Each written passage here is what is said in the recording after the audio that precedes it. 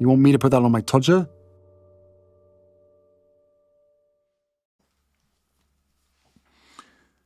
This one's wife. It's the king's fault. Hello, I'm H.G. Tudor. It's never the fault of the narcissist. You really ought to know that by now. The narcissist never puts a foot wrong. The narcissist never makes any mistakes. The narcissist only ever does right. And if it goes wrong, well, that's not their fault. It's your fault, or his fault, or her fault, or their fault. It's the weather's fault. It's the man in the moon's fault. But it's not the narcissist's fault. Got that? Good. The narcissist must always blame shift. To accept blame shows accountability, which threatens the need for control. And in the circumstances, because the narcissist is the one that's unfairly done to, they, in the circumstances, must reject that. The narcissist must not be done to. The narcissist is the doer. The narcissist must not be the receiver of poor treatment. And therefore, anybody that does that is an offender, is a traitor, is treacherous. The narcissist expects total loyalty from those in the fuel matrix.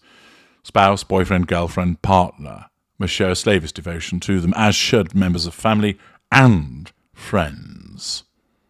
And it is this latter group within the fuel matrix, non-intimate secondary sources, that are proving particularly problematic for the Duchess of Delusion. She, naturally, is entitled to treat non-intimate secondary sources as she sees fit, namely, draw you in, utilize you for the purposes of the prime aims, and then pop you back on the shelf, or, often in her case, as she moves to a different strata, she ends up disengaging from you. You've served your purpose. You are now persona non grata. You're no longer needed. Friendship means diddly squat, because she has no accountability or obligation to the relationship. You're there to serve her purposes. However, woe betide you if you do not exhibit that total loyalty that the narcissist demands. You're not allowed to be friends with other people, and especially, you're not there to be friends with the enemy. Anybody that has been painted black by the narcissist, if a member of the fuel matrix chooses to remain on friendly terms with them, shows them some kind of preference, this is an act of treason in the world of the narcissist. Thus, if there is a mutual friend, that person in the fuel matrix is always expected to take the side of the narcissist and not the mutual friend.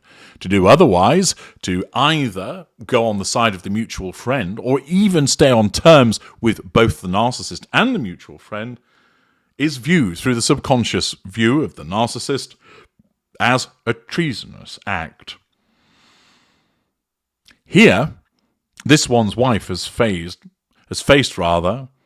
what would appear almost to be insurgencies amongst the so-called friendship group that she has. And it's all the king's fault, because it's him that is enabling relationships to maintain intact between him and people who ought to be just this one's wife's friends.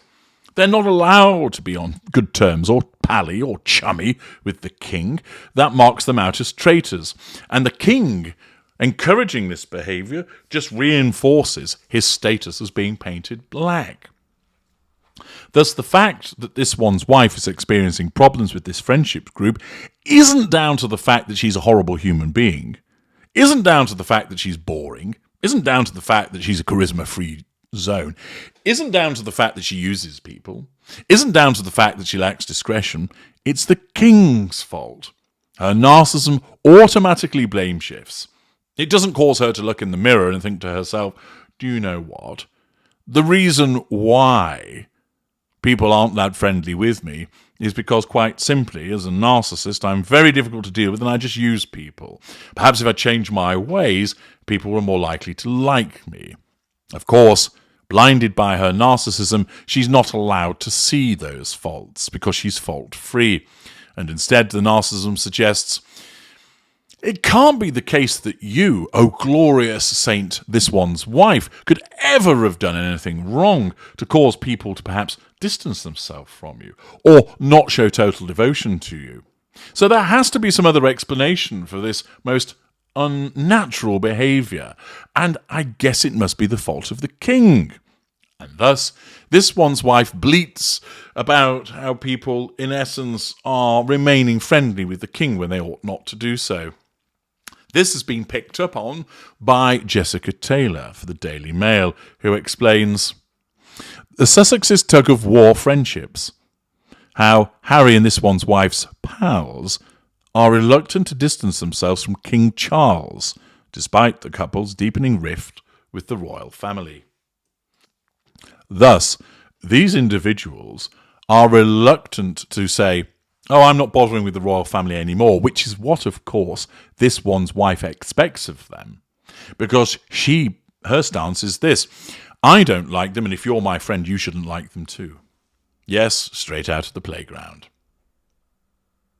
Since Harry and this one's wife moved to Monty Shitshow after stepping down as senior royals, they've often been pictured enjoying evenings out with A-list friends, but their friendship circle has shifted somewhat in recent years. Indeed, many of the people once close to the Sussexes have appeared not to take sides over their public falling out with the British royal family, and have maintained their own ties with the monarchy. Whereas many, including Edward Enfield and Idris Elba, have maintained their involvements with King Charles's charity, the Prince's Trust, others participated in the King's coronation celebrations in May to show their support for the British royal family.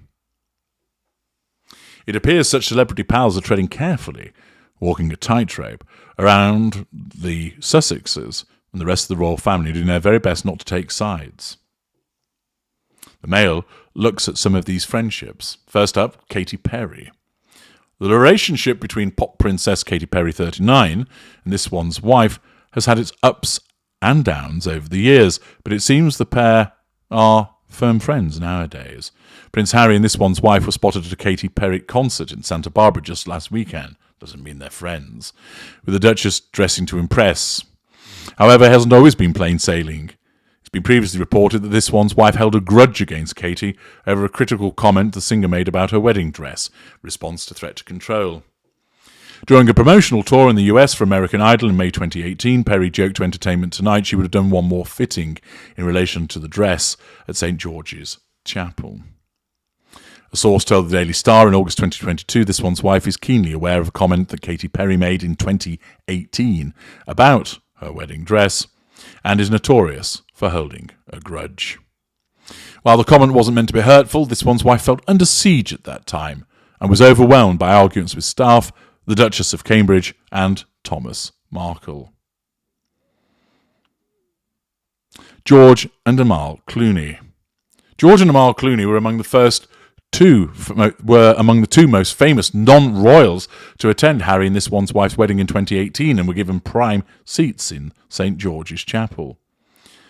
After the marriage, they were said to have become closer, and Amal was even invited to this one's wife's baby shower in New York in 2019.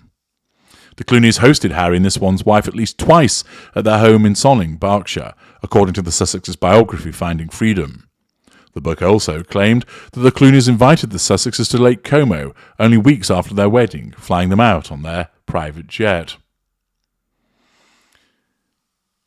Finding Freedom co-author, the improbably named plastic-faced Lieutenant Omid Scobie, also told Good Morning America that Harry and Mr. Clooney had bonded over a love of motorcycles and basketball. Asked by the Daily Mail in 2019 how he knew the couple, Mr. Clooney said, "I've just known them. We live not too far from one another and we have dinners and stuff and we're friends with them for all the reasons that you're friends with anybody. They're just really nice, fun, kind people." But the Clooneys have not taken sides in the transatlantic row between the Sussexes and the rest of the family and turned out in support of King Charles III at a Prince's Trust event in London in May. And doing so would have wounded this one's wife because she expects them to be her friends. Even though, of course, they were only invited because they were famous, because, as the Mail hasn't reported, back at the time in 2018, the Clooneys admitted we didn't know them when they had been invited, and it would appear that the friendship has manifested thereafter. Next up are David and Victoria Beckham. The Beckhams were also among the Sussexes' exclusive wedding guest list when they tied the knot in 2018. This one's wife is thought to have struck up a friendship with fashion designer Victoria in 2017 when she first moved to the UK and was living in Frogmore Cottage. According to the Mail on Sunday, the couple bonded because Izzy May, David Beckham's communications director, was friends with Marcus Anderson, chief membership officer for private social club Soho House, who helped arrange this one's wife's secret dates with Harry. By the time that this one's wife and Prince Harry became engaged, she and Victoria were said to have grown close and would regularly text, according to royal biographer Tom Bauer. But this year it was claimed the royal couple had a suspicion that the Beckhams leaked stories about this one's wife's help from Victoria to the press, a claim the former Spice Girl denied and left David Beckham reportedly feeling absolutely bloody furious. A source close to the Beckhams told the Mail on Sunday David and Victoria went to this one's wife and Harry's wedding and were very supportive when this one's wife arrived in the UK. But the accusations came in a tense phone call which fractured the Beckham friendship. The sources added any making up now is so unlikely. In contrast, it was reported that the Man United legend has accepted a dinner invitation from King Charles after his relationships with the Sussexes appeared to have cooled. The former England star is dining with Charles to talk about the possibility of him becoming an ambassador for the Prince's Foundation, a charity founded by the King in order to help provide skills to young people. Thus, the Beckhams, very high-profile couple, a couple that, of course, this one's wife would like to emulate, demonstrating that not only is the friendship cooled, but they're preferring the King as opposed to them. Idris Elba, the lauded British actor, is best known for his roles in Luther and The Wire, but he's a talented DJ, and he performed at Harry and this one's wife's wedding, where he was also a guest. In the Sussexes Tell-All Netflix documentary, This One's Wife and Harry, the couple shared behind-the-scenes snaps of Idris behind the DJ decks. Idris Elba revealed that the Duchess busted the most impressive moves on the dance floor, telling ET Canada, "I think this one's wife was the one that was really like letting it go." However, despite being a friend to the Sussexes, Idris has maintained ties with King Charles despite the royal couple's rift with Harry's father and other family members. Just last month, he was pictured chatting happily with the King at a reception for African business leaders at Chapel Barracks in London. He is also a goodwill ambassador for the Prince's Trust, Charles's charity. When he was starting out in acting, the Trust supported him with the £1,500 grant, which helped him train with the National Youth Music Theatre. Speaking in a video for the Prince's Trust, he revealed the grant gave him his start in his career, again demonstrating that he is remaining more with Team Royal Family. Then there is Edward Enninful. He was also present at last month's meeting of African business leaders at Chapel Barracks. He's the outgoing editor of British Vogue. He was pictured shaking the King's hand as the pair appeared to share a joke, both of them laughing. He has strong ties with the King's charity and was made a global ambassador for the Prince's Trust in 2021. He added that the British monarchy isn't perfect, but that King Charles had the ability to evolve with the times in spite of this.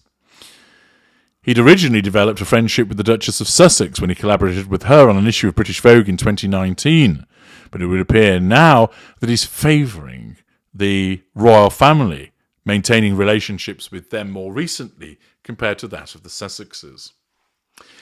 Just a few examples that the Mail have highlighted in relation to those that favour the royal family or have straddled the relationship between the Sussexes and also the royal family, all of which would not go down well with this one's wife. Because of her painted black view of the royal family, which includes the King, she expects all of these people to take her side and not his, and a failure to do so amounts to wounding, and therefore she has to take action to deal with that. I'm HG Tudor. Thank you for listening.